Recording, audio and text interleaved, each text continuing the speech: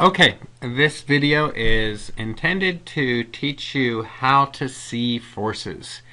If you can't see forces, you can't really do anything with Newton's laws of motion. It's really the first step. So we are going to learn about four forces. We'll learn about them one at a time.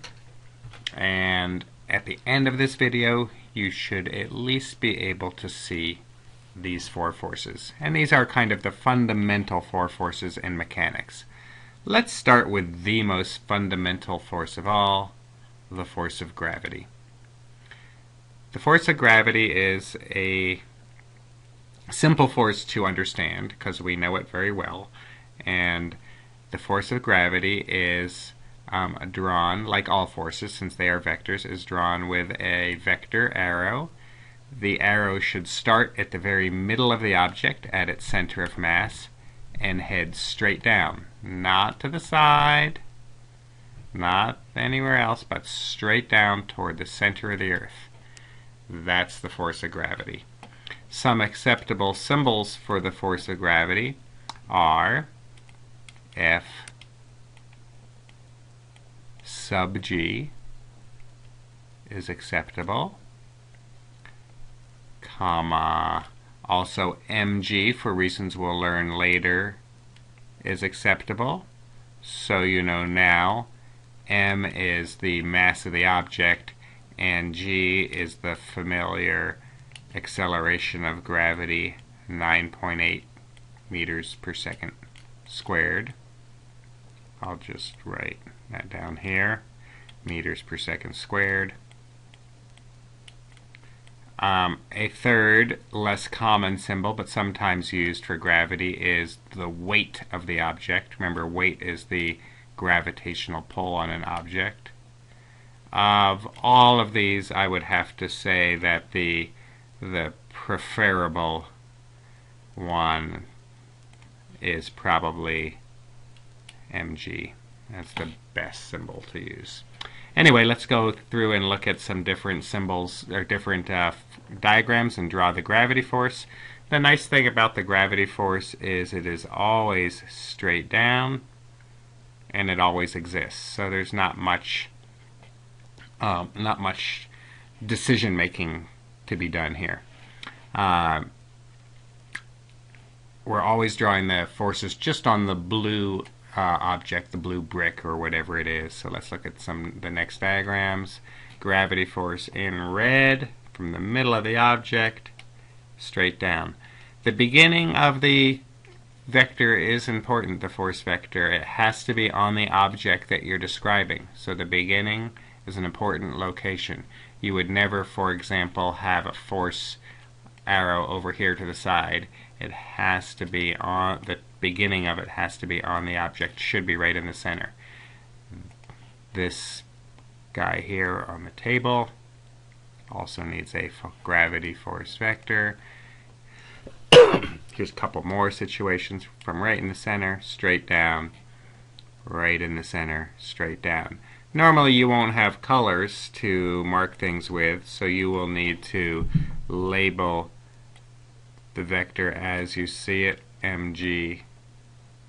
Again, the preferred thing. So every one of these should have an mg. I won't do this now, but unless you're working in colors and have a color code on your paper, you'd need to definitely label each vector. Oh, here's one more. This blue guy here will have a gravity force. Of course, this brick also has one, but we're only examining the blue one. Okay, so that's the gravity force. Pretty sensible. Gravity is a force that pulls everything down. Our next one we're going to examine is a tension force. And we'll do tension in blue. Tension force is caused by strings or cables or pulleys. And I don't think I have too many of them on my... Let's back that up. I don't think I have too many of them, but some acceptable symbols are Ft, comma, capital T. Those are really the two main ones you'll see. And the tension force is drawn beginning on the object and along the string away from the object. Notice that the string splits here, but the block knows nothing of that split. All you can do is look at the tension forces that the block actually feels, and the only one he really feels is that one that he's connected to. He has no idea what's causing that tension upstream. So there's a nice tension force for that one. No tension force here because no string. You need a string or a cable or a rope or something like that. Here, no tension force because there's no string. Here we have two tension forces, and you should be thinking about the size of the tension force, examining the two things hanging off the side. This tension force is probably a bit smaller. Notice how I begin on the object. This one's probably a bit bigger. Notice the tension force doesn't have anything to do with the length of the string. One interesting thing about the tension force is if you know it in one part of the string, you know it in all parts of the string. So the string is equally tight throughout on this string, and on this string also equal in all spots. You can't have a flabby area, then a tight area. They'll settle, they'll neutralize out to form just a single value for the tension throughout. If we wanted to draw a tension force on this object, it would go on the string away from this object, and it would be exactly the same length as that other one, but we're only doing them on the brick, or the blue brick. Let's see here. Oh, one more tension force, beginning on the object, along the string, and away from the object. No strings, no tension forces, and on our last diagram, no strings, therefore no tension forces. One more thing I meant to say about gravity is there's nothing you can do to alter the gravity force on an object. It doesn't matter if it's going up or falling down or sitting in a swimming pool or inside your stomach or if somebody's stepping on it. No matter what, the gravity force is a single value, unchangeable at the surface of the Earth. So if you know it once, you know it always. Gravity force cannot change. It's always equal to the mass of the object times 9.8. Like I said, for reasons we'll talk about later. Our next force is a little more exotic. It has a name. It's called the normal force. I know this green is hard to see, but I'll use it anyway. The normal force, F sub n. It also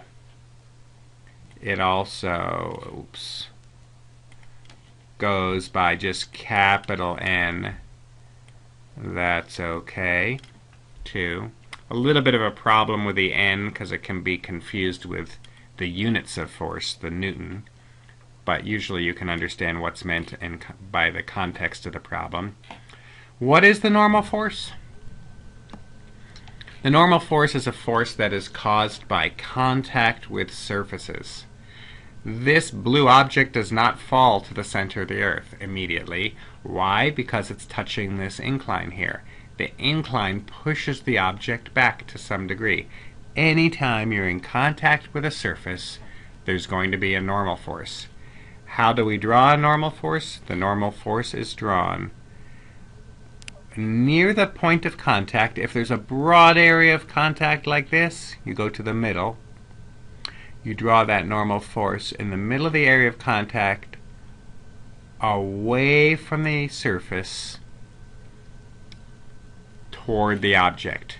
Notice that the normal force makes a 90-degree angle with the surface that causes it, 90 degrees. That should be always a 90-degree angle between the surface and the normal force. In practice, like the other forces, you would have to label them. So this could be labeled with an N, much like this tension force would be labeled with maybe a T.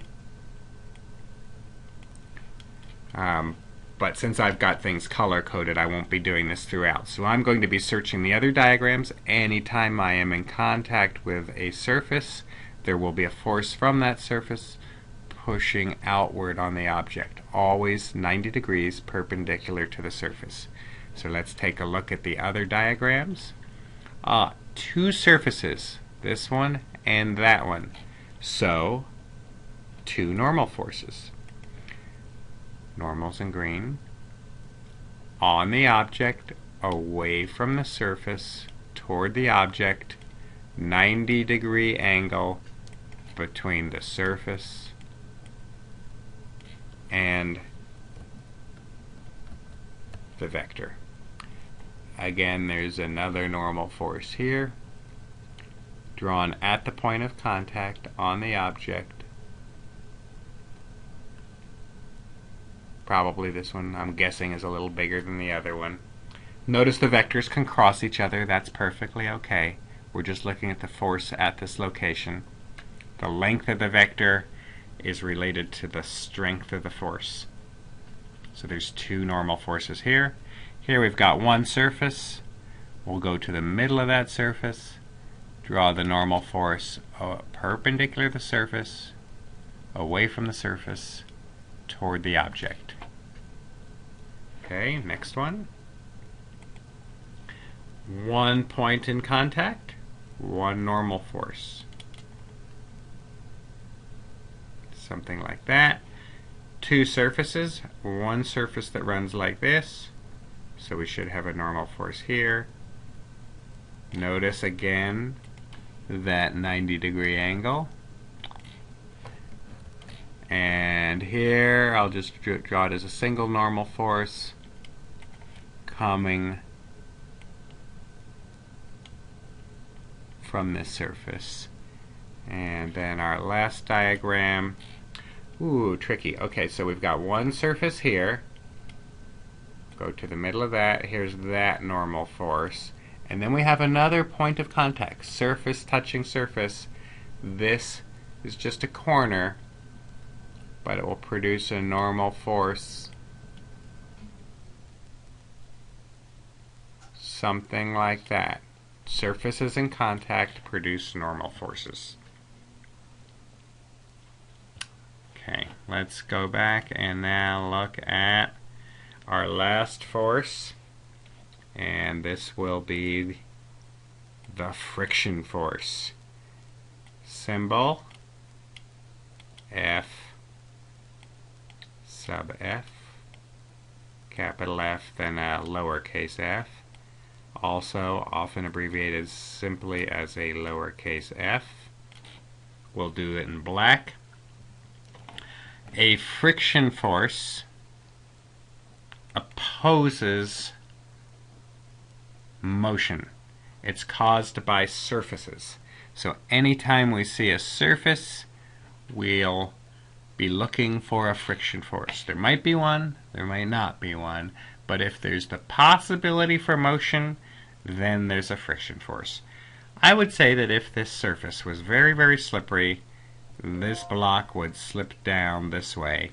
So there must be a friction force resisting the motion. The friction force is also drawn beginning on the object, and it runs opposite the motion, and notice it's parallel to the surface. So the friction force is parallel to the surface that causes it. I'll just label this as an F. And that creates an interesting relationship. The friction force is parallel to the surface. The normal force is perpendicular to the surface.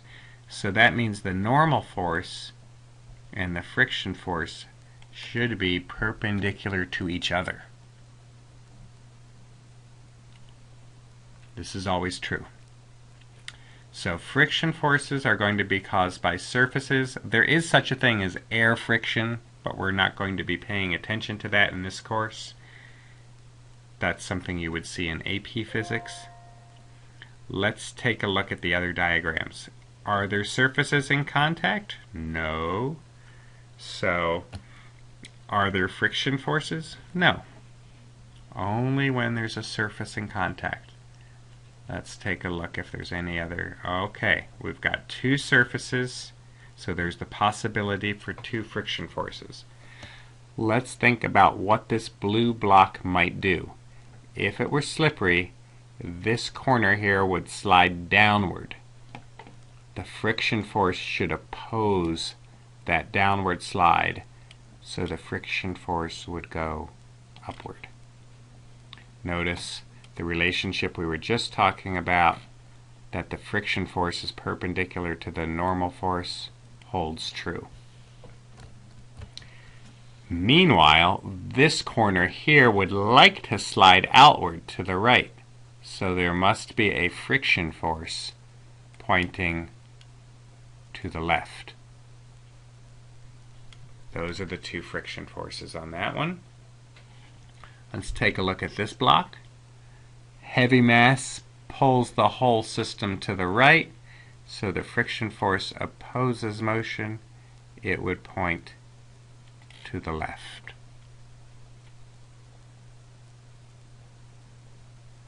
Let's take a look at the next diagram. Okay, we've got a surface. Let's think. These forces are going up and down. This force is pulling a little bit to the right. This block is trying to drag the blue block upward, but also to the right. Somewhat up, somewhat to the right. So there's got to be some kind of a force resisting that motion. That's the friction force. Going opposite the motion, always parallel to the surface that causes it. Again, note right angle between friction and normal. Here, two surfaces, but which way is this block going to slip? Is it going to slip down this way? No. Is it going to slip down that way? No. Really, no matter how slippery these surfaces are, there is no friction force. So we can say no. Even though there's contact, there's no friction force in this one. Let's take a look at our last diagram. Ooh, this one's tricky. Which way would this blue block like to go? Well, notice right now there's a gravity force pulling it down. What's stopping it from falling? Well, I'm imagining that there must be some friction along the contact with this wall. So we'll draw that right here, going up opposite the possible motion. Notice there's a friction force associated with this normal force, and there's also a friction force associated with the other normal force, also stopping you from falling. They don't necessarily have to be the same size, but if this block is not falling, then the downward gravity force should be the same size as the two upward friction forces combined. So let's take a look at all of our drawings from the beginning. A complete drawing will have all of the forces drawn and labeled.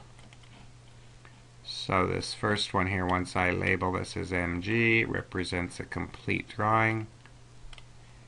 All forces drawn perfectly. This needs a label as well, and so on for all the other ones. Let's also circle the preferred label. This is not an absolute, but T is nice for tension, N is nice for normal, F is nice for friction, but the other ones are also perfectly acceptable.